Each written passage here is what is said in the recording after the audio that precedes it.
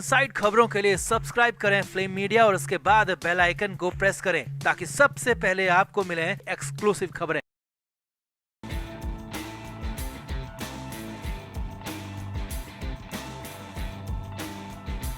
महाराष्ट्र की सियासत में नया उलटफेर नजर आ रहा है, नया बवाल दिख रहा है क्योंकि उद्धव ठाकरे विदेश में हैं। उनके वापस आने की उल्टी गिनती शुरू हो चुकी है, काउंटडाउन शुरू हो चुका है। लेकिन इधर खबरें लगातार आ रही थी कि उद्धव ठाकरे को मुंबई के एयरपोर्ट पर लैंडिंग की परमिशन नहीं मिलेगी। जी हाँ, ये खबरें आ रही थी, बार बार आ रही थी, लगातार आ रही थी और यहाँ तक कहा जा रहा था कि उद्धव ठाकरे को मुंबई नहीं बल्कि महाराष्ट्र के किसी भी एयरपोर्ट पर लैंड नहीं होने दिया जाएगा और उनके अपने चार्टर्ड प्लेन को दूसरे राज्य में जाना पड़ेगा। लेकिन अब इससे भी बड़ी खबर है, खबर तो यहाँ तक आ गई है कि कहीं उद्धव ठाकरे को विदेश से भारत ही ना लौटने दिया जाए। जी हाँ, ऐसी भी खबरें आ रही। तो ऐसा क्यों हो गया है, क्या हो गया और उसके बाद वाकई में क्या संजय राउत गिड़गिड़ाते हुए पहुंच गए, तो दिखाते हैं, आपको बताते हैं सब कुछ। आप भी वीडियो को शेयर करें, कमेंट बॉक्स में अपनी राय जरूर दें।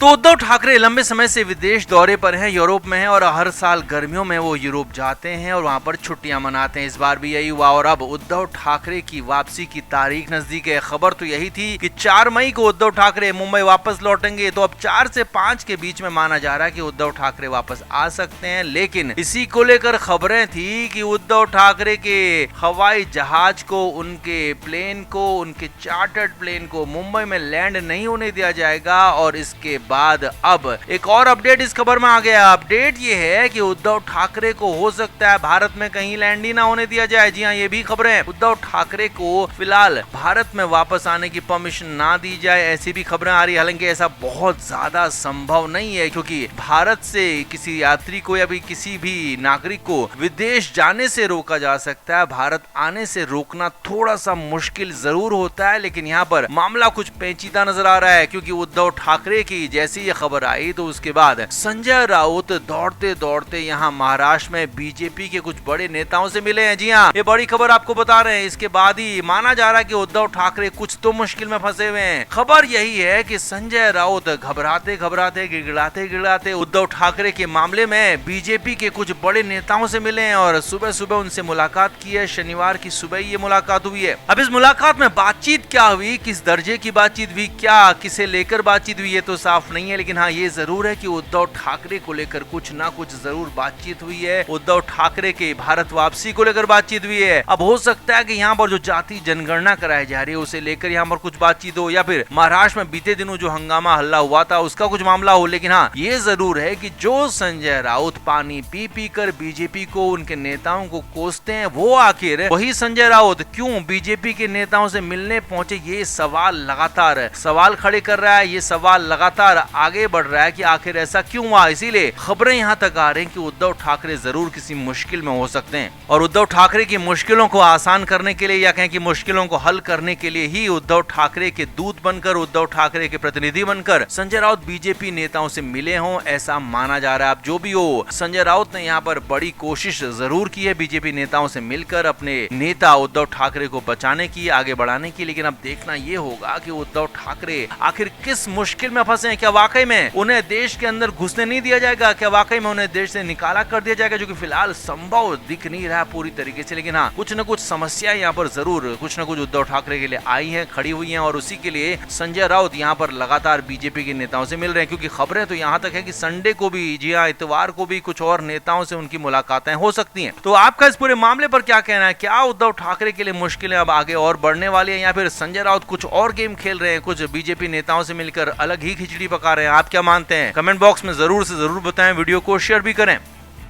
तो उद्धव ठाकरे अपनी पार्टी को अब एक तरफा चला रहे हैं, या कहें कि उनके नेता वही पार्टी के अंदर बचे हैं जो उनकी सुनते हैं, उनका विरोध करने वाले, या कहें कि उनसे सवाल पूछने वाले भी कोई नेता अब यहाँ बचे नहीं है क्योंकि ज्यादातर बड़े नेता और कार्यकर्ता या तो शिंदे गुट में चले गए या फिर बीजेपी में शामिल हो गए हैं। तो इस बीच अब उद्धव ठाकरे अपने बेटे आदित्य ठाकरे को अगली लीडरशिप के लिए तैयार कर रहे थे, यानी कि आदित्य ठाकरे को पार्टी की कमान दी जानी थी और इस बीच आदित्य ठाकरे को आगे कर उद्धव ठाकरे कई प्लान कर रहे थे, चाहे वो मुंबई की बात हो या फिर महाराष्ट्र में कहीं और की बात हो, तो सारे के सारे बयान, सारे के सारे विरोध प्रदर्शन, सारे के सारे सड़कों पर जाकर लड़ना, कार्यकर्ताओं से मिलना, ये सारे काम आदित्य ठाकरे कर रहे थे। और तय माना जा रहा था कि उद्धव ठाकरे बहुत जल्द आदित्य ठाकरे को अपनी पार्टी में कुछ अहम पद, बड़ा पद दे सकते हैं, जिससे कि डायरेक्ट सीधे युवा सेना के बाद पार्टी के अंदर भी उद्धव ठाकरे का प्रभुत्व जम जाए। लेकिन अब कहानी यह है कि यहाँ पर इसमें पूरा बदलाव आ गया, या कहें कि इस पूरे सिस्टम में या पूरे माहौल में एक बड़ा चेंज आ गया। और वो चेंज ये है कि उद्धव ठाकरे ने अपना प्लान ही बदल दिया है। जी हाँ, ये बड़ी खबर आपको बता रहे हैं। अचानक से उद्धव ठाकरे ने अपना प्लान बदल दिया, और ये सारी खबरें उसके बाद आई हैं जब खबरें, चर्चाएं इस बात की है कि उद्धव ठाकरे ने अपने ही बेटे की जासूसी कराई थी। जी हाँ, उद्धव ठाकरे वैसे तो काफी सिक्योर नेता माने जाते हैं, उन्हें किसी से कभी कोई दिक्कत नहीं रही है सिक्योरिटी की, खासतौर पर राजनीतिक तौर पर। लेकिन इधर अपने ही बेटे से इनसिक्योर हो गए। अब कैसे, वो आप समझिए। सूत्रों के हवाले से खबर है कि आदित्य ठाकरे के प्रोग्राम, उनके पूरे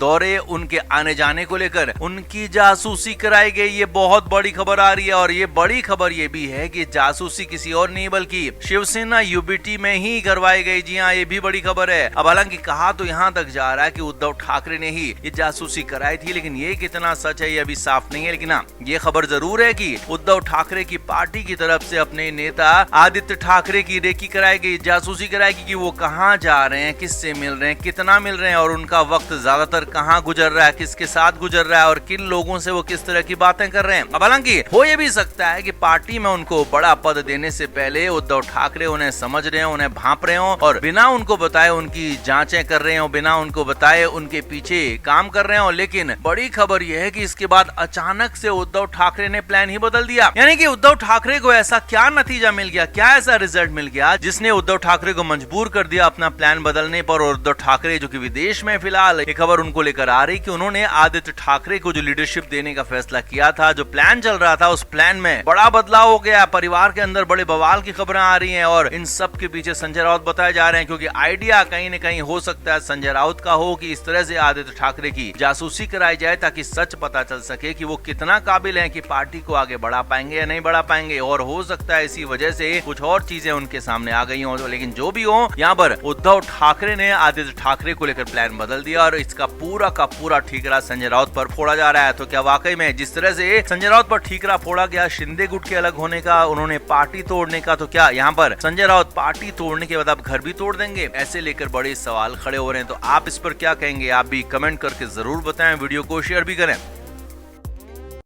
फ्लेम मीडिया रिपोर्ट।